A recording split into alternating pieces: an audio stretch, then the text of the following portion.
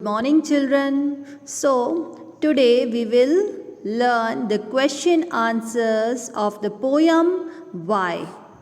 तो हम Y chapter already पढ़ चुके हैं वाई पोएम को, और जिसने ये वीडियो नहीं देखा है डिस्क्रिप्शन बॉक्स में आप देख सकते हैं, इसकी लिंक दी हुई है, या फिर आप मेरी प्लेलिस्ट में क्लास 4 में जाके ये पोएम देख सकते हैं।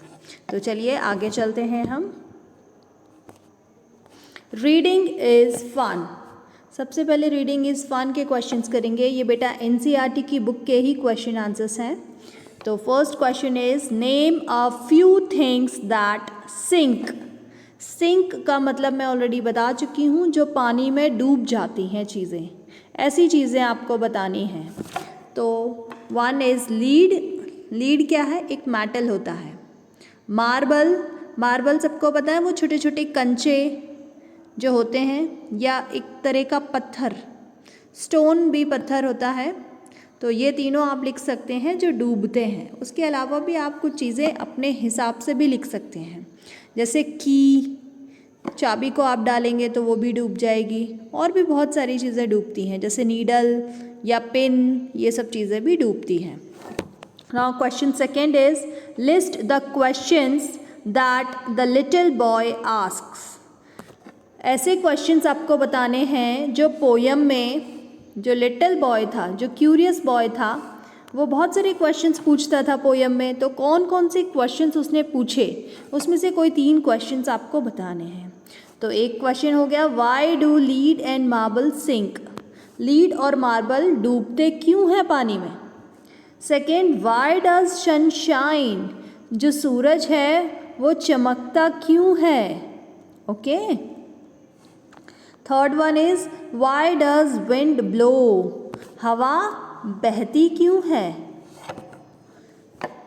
Now next question, last question of this, what sort of a boy is described in the poem. इस पोयम में जो बच्चे के बारे में बोला गया है, वो बच्चा कैसा है।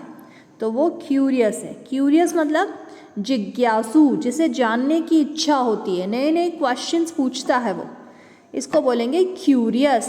CURIOUS, curious. Okay. So now next part, let's talk. ये वाले जो क्वेश्चंस होते हैं वो हम क्लासरूम में बच्चों से टॉक करते हैं, डिस्कशन करते हैं, उसके बाद हम बच्चों से पूछते हैं ये क्वेश्चंस। तो इनके आंसर्स भी मैंने लिख दिए हैं, आप लोग देख सकते हैं। First is Ram is curious little boy. जैसे कि राम एक क्यूरियस लिटिल बॉय है। He is always asking questions. वो हमेशा जो है वो क्वेश्चंस पूछता रहता है। आस्क मतलब पूछना। वन डे ही केम होम। एक दिन, वन डे ही केम होम, वो घर आया, and asked his grandfather questions, और अपने ग्रैंडफादर से उसने कुछ क्वेश्चंस पूछे। देखते हैं कौन कौन से क्वेश्चंस पूछे उसने। The first question is why can't we look at the sun during solar eclipse. तो उसने फर्स्ट क्वेश्चन जो अपने दादाजी से पूछा वो क्या था। वो था कि हम सोलर इक्लिप्स में सन को क्यों नहीं देख पाते। बेटा बहुत सारे इक्लिप्स होते हैं, जैसे सोलर इक्लिप्स और लूनर इक्लिप्स। तो इन दोनों के बारे में, ये दोनों इक्लिप्स के बारे में आप साइंस में पढ़ेंगे, लेकिन अभी मैं बता देती हूँ इसका आंसर। इसका आंसर है कि we can't look at the sun during solar eclipse because it hides itself behind the moon. क्योंकि जो सन है वो मून के पीछे आ जाता है, तो इसलिए जो सन है वो दिखता नहीं है आपको। सन किसके पीछे आ जाता है? मून के पीछे छिप जाता है। हाइड मतलब छिप जाता है, क्योंकि ये तीनों चीज़ें एक लाइन में आ जाती हैं। कौन कौन? अर्थ, मून और सन, ये तीनों एक लाइन में होती हैं, और मून के पीछे जो है वो अर्थ हो जाता है। जैसे आप 3 बच्चे हैं आपकी क्लास में, एक का नाम अर्थ है, एक का नाम मून है, और एक का नाम सन है। तो अगर वो लाइन में खड़े होंगे एक के पीछे एक, तो पहले वाला बच्चा दिखेगा, दूसरा वाला, उसके पीछे वाला बच्चा नहीं दिखेगा ना आपको। वैसे ही मून पहले होता है, सन उसके पीछे होता है, इसलिए सन आपको दिखता नहीं है। और अगर सन नहीं दिखेगा तो आपको रोशनी कैसे आएगी? नहीं आएगी। तो पूरे में अंधेरा हो जाता है जब सोलर एक्लिप्स होता है। ओके अब जब सोलर इक्लिप्स होगा तो आप इस बात पे ध्यान देंगे, ठीक है।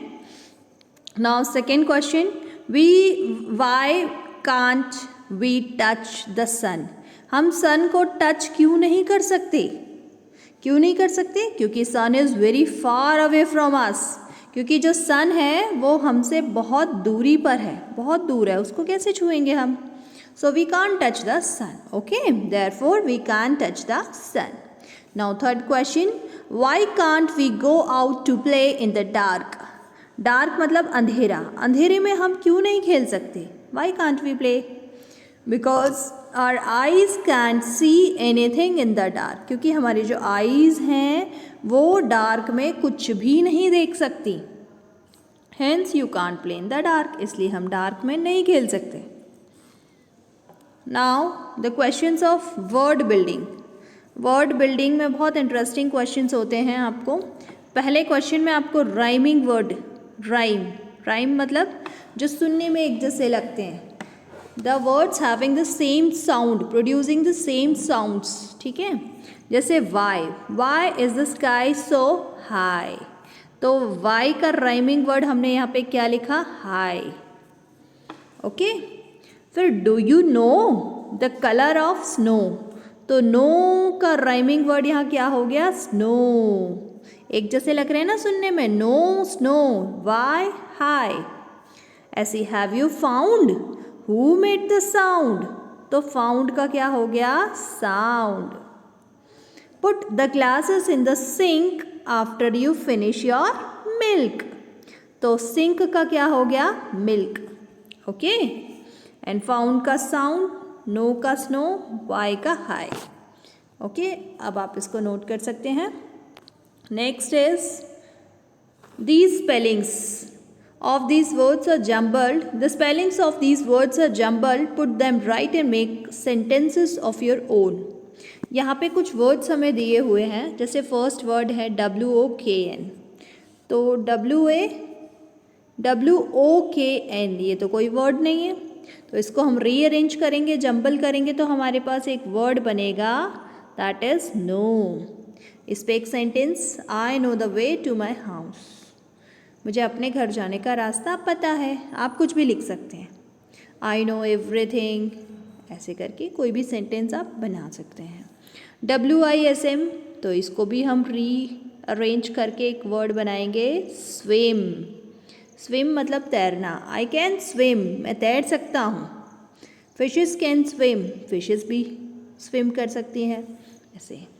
फिर इस वर्ड से बनेगा lead, LEAD, lead is a heavy substance, heavy material है तभी तो सिंक हो जाता है, आप ये भी लिख सकते हैं, lead is sinking in water या lead sinks in water, okay. और इससे क्या बनेगा हमारा? Marble. Our house has marble flooring, हमारे जो हाउस है, हमारा जो घर है, उसमें मार्बल की फ्लोरिंग है। फ्लोरिंग मतलब ज़मीन, ज़मीन जो है वो मार्बल से बनी हुई है। इससे बनेगा हमारा hills, sun sets behind the hills, जो सूरज है वो कहाँ डूबता है? हिल्स के पीछे, या sun hide himself behind the hills, ऐसा भी लिख सकते हैं आप, जो सन है वो पहाड़ियों के पीछे छिप जाता है। तो आप नोट कर लेंगे इसको। नाउ लेट्स राइट, अब हमारी लिखने की बारी है। डिस्कस एंड राइट, डिस्कस करो और लिखो। तो फर्स्ट क्वेश्चन क्या है हमारा? Why do cats and dogs fight, जो कैट और डॉग हैं वो आपस में लड़ते रहते क्यों हैं? क्यों लड़ते हैं भाई? क्योंकि both cats and dogs love milk, क्योंकि दोनों को ही मिल्क पसंद है, तो they usually fight over milk, तो मिल्क के पीछे उनका झगड़ा हो जाता है, दोनों को चाहिए। And also they are fearful of each other, और दोनों ही लगभग एक जैसे साइज़ के आपको दिखते हैं, थोड़ा बहुत ही डिफरेंस होता है उन दोनों में, और दोनों ही एक जैसे डरावने से लगते हैं एक दूसरे को, इसलिए वो एक दूसरे से डरते हैं और लड़ते रहते हैं, ठीक है। वैसे तो आपको पता है कि डॉग जो है वो कैट्स के पीछे रहते हैं, पीछे भागते हैं, लेकिन फिर भी दोनों लड़ते रहते हैं, ठीक है। Next, why do we walk across the road not run, हम रोड पे आराम से चलते क्यों हैं, दौड़ते क्यों नहीं हैं? क्या हमें दौड़ना चाहिए रोड पे? नो, क्यों नहीं दौड़ना चाहिए? while crossing the road we do not run because running may lead to accidents. Okay, यहाँ से बेटा ये वाला आप थोड़ा काट देंगे, यहाँ से देखिए we do not run because running, ये बिकॉज आप कट कर देंगे. ओके, ये गलत है, यहाँ से आएगा बिकॉज, ये वाला भी काट देंगे आप, बिकॉज रनिंग में लीड टू एक्सीडेंट. अभी ठीक है, अब ये करेक्ट सेंटेंस है. गलती से ये 2 बार लिख दिया है बिकॉज रनिंग, तो आप एक बार इसको कट कर देंगे. Okay, now next, why do people like ice cream. लोगों को आइसक्रीम क्यों पसंद होती है भाई? Because ice cream is a cool dessert. बहुत ठंडी ठंडी, और डेजर्ट मतलब जो आप खाने के बाद जो मीठी चीज़ें लेते हैं, है ना. It has a good taste, और इसका टेस्ट भी बहुत अच्छा होता है, इसलिए सबको पसंद होती है. Last question, write down at least 2 questions using Y. Y से आपको 2 क्वेश्चंस फ्रेम करने हैं, बनाने हैं. तो first one is, why is the sky blue. Sky blue क्यों होता है? Why do flowers have fragrance. Flowers में खुशबू क्यों होती है? तो बच्चों, ये क्वेश्चंस आपको, क्वेश्चन आंसर्स अच्छे से क्लियर हो गए होंगे. और अगर कोई आपको डाउट है तो आप कमेंट सेक्शन में लिख सकते हैं. और अगर आपको ऐसे वीडियोस पसंद आते हैं और आपको ऐसे वीडियोस किस टॉपिक पर चाहिए वो भी आप कमेंट सेक्शन में लिख सकते हैं. और हमारा चैनल भी आप सब्सक्राइब करते रहेंगे. Okay, thank you.